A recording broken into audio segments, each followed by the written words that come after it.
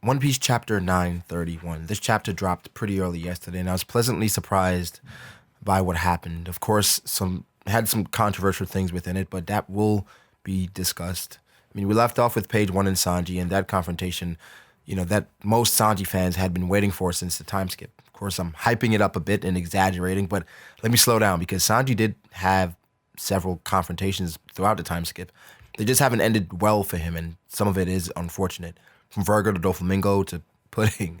Honestly, I think he could have overcome Virgo, but whatever. Doflamingo, no chance, and Pudding, she's too adorable, and we know how Sanji feels about pretty women. Regardless, Sanji intervened on page 1, destroying the soba shops for the townspeople, and it was to flush out Sanji, and obviously it worked. Well, page 1 did it to flush out Sanji, and that worked. Some people had issue with him revealing himself and going off course due to the fact that we literally went to an entirely different island off of our course to save him. Surely he would have learned and not be who he has been throughout the story because of the Whole Cake Island arc, right? Surely. That's not how life works. That's not how people work.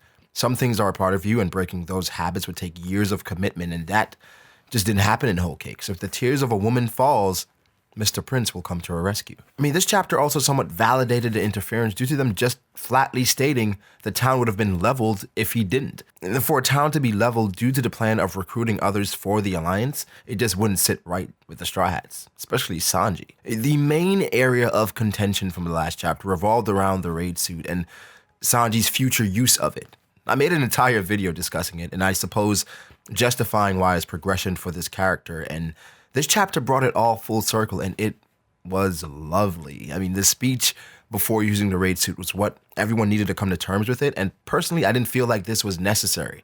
The trials and outcomes of Whole Cake prepared him for this, so essentially, throwing away his pride, which is an exaggeration, by the way, was not unexpected. The pride, quote unquote, got in the way of honestly just misjudging the situation and lacking trust in comrades, escalated the situation in Whole Cake Island. You see, pride is an interesting thing because pride can make or break you. It can be your greatest quality or your greatest flaw. Sanji's self-respect in this case, the hate for his family and associating himself with that, is what he's throwing away to save this town while keeping the plan intact. This resonated with some Sanji fans that had somewhat given up on the character due to simply lack of growth.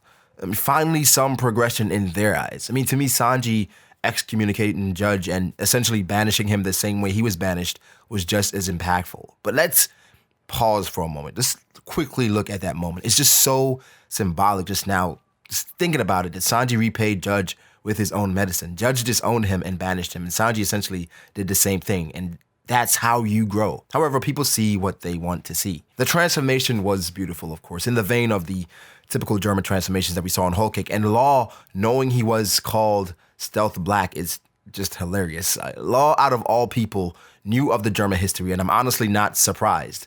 Law, being who he is and somewhat of an information hub, would know key things about the North Blue. Aesthetically, the suit is beautiful, and the way the ability tied Sanji's actual past into it was impressive. I received an interesting comment by Grey Cat R, who proposed that the comic indicated that the suits are part of some legacy due to the fact that Stealth Black was already in the comics. Of course, Sanji had never worn the suit. I doubt Oda goes that far into detail around Germa's history and giving us that much backstory, but it is something interesting to think about. The tie into Sanji's past on the part of turning invisible was somewhat fulfilling to me, and obviously to him. The idea around the suit and who it was made for, it all fits. The black sheep of the family, of course, would inherit Stealth Black and be known as Black Leg Sanji. The main ability of this suit is to disappear, and essentially, to his family, that is what Black Leg did. The flashback wasn't needed to me, just due to the fact that I knew how Sanji felt about getting Absalom's fruit, and the reveal from a few chapters ago that he had died and the fruit had been eaten completely lowered, if not erased, his chances. So this was not expected whatsoever, but it was somewhat.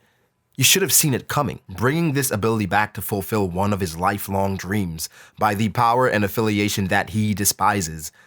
As Sanji would put it, ironic. I don't think page 1 is a girl. Put that out there. I had hoped Sanji had known what the suit could do, but it seems to be in the dark just as much as we are, testing different things while being amazed and annoyed at the same time. Page 1 is also pretty damn powerful, where I didn't expect him to be a pushover, or her for some people. A fight spanning more than one chapter, not within my expectations, especially how Oda handled fights other than Luffy's throughout the story. I mean, it's also important to note that everyone else is headed to Ibisu Town, where Zoro is, and again, Zoro and Sanji's meeting has been delayed. So that theory of Zoro leaving the crew, I guess it still stands. In Orochi's castle, Robin is somehow alone by herself and decides to wander, and of course, her mind is on the poneglyphs. It makes sense, and that the people who crafted the poneglyphs would have some of their own, but Robin's curiosity may have gotten her in a world of trouble, as the personal ninja squad for Orochi somewhat surprised her. And Nell's dad was giving her one chance to explain herself, and I'm not quite sure how she can get out of this one. I mean, there are several ways in which she could get out, because One Piece is a story which gags and different things could pop out of nowhere. So there's definitely ways, but in my head right now, I just don't want to spitball any, because it would be too ridiculous. And that may be why it actually is it, whatever I think of. Regardless, the designs of each of these individuals were amazing, and more opponents equals more battles, so I'm interested. Count me in. The final act of the chapter, which was the most contentious part of the chapter and the most interesting, I guess somewhat, revolved around Big Mom, who was last seen falling into the water after her ship was capsized by King. It was surprising to see Big Mom not only alone and knocked out, but also having amnesia. This triggered several individuals, and it gave me some pause, but then I gave it some thought. Lack of oxygen while being in the sea could have led to amnesia, and this also sets up a brilliant storyline for Big Mom. Somewhat of a redemption arc. Big Mom is viewed in a negative light throughout the community just because of how she was treated in Whole Cake. And of course, in Whole Cake, people felt like she was a fool and a buffoon in her own territory. Her story was essentially wrapped up in Whole Cake with one major outlier, her memories and the lack thereof.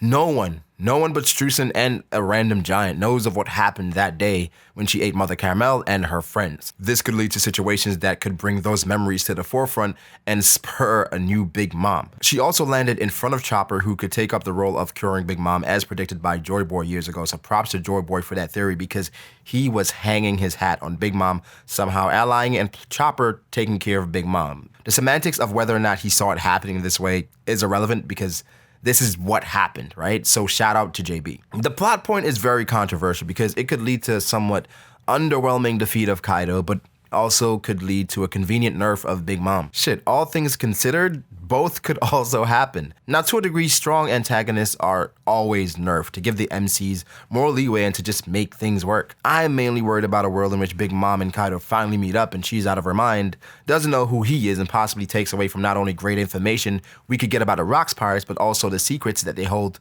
for each other.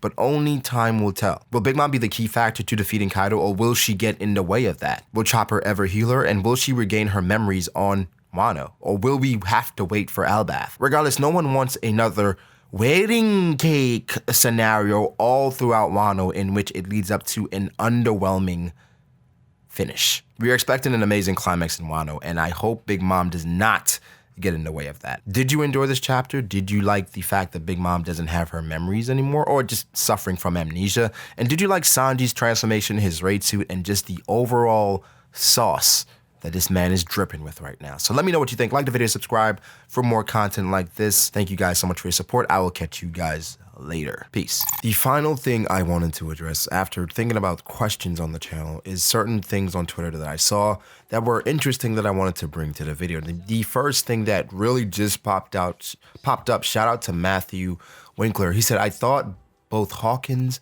and Drake are from the North Blue. So would they know of Germa's stories like Law? I haven't heard anyone talk about it yet, but I'm still making my way through the reviews. When you say that, my review isn't up yet, but Matthew, thank you for this comment. I think this is very interesting because for Hawkins and Drake, being from the North Blue, and Law saying himself, if you're from the North Blue, you know of the Germa. Sanji using this suit may be exposing him a bit more than he expected, or he would expect. The situation hasn't presented itself as yet, Matt, because Sanji just started using the suit. I think if Sanji uses the suit and they happen upon it, they should be able to put two and two together, saying, hey, that's Germa, and Sanji just, his poster is now Sanji Vinsmoke. So that's a very astute observation that I wanted to put into the video. Guys, let me know what you think about this comment. Do you think this is going to play a role in Wano going forward? Because I think this really could play a role. But let me know your thoughts. Like the video. Again, catch you guys later. Peace.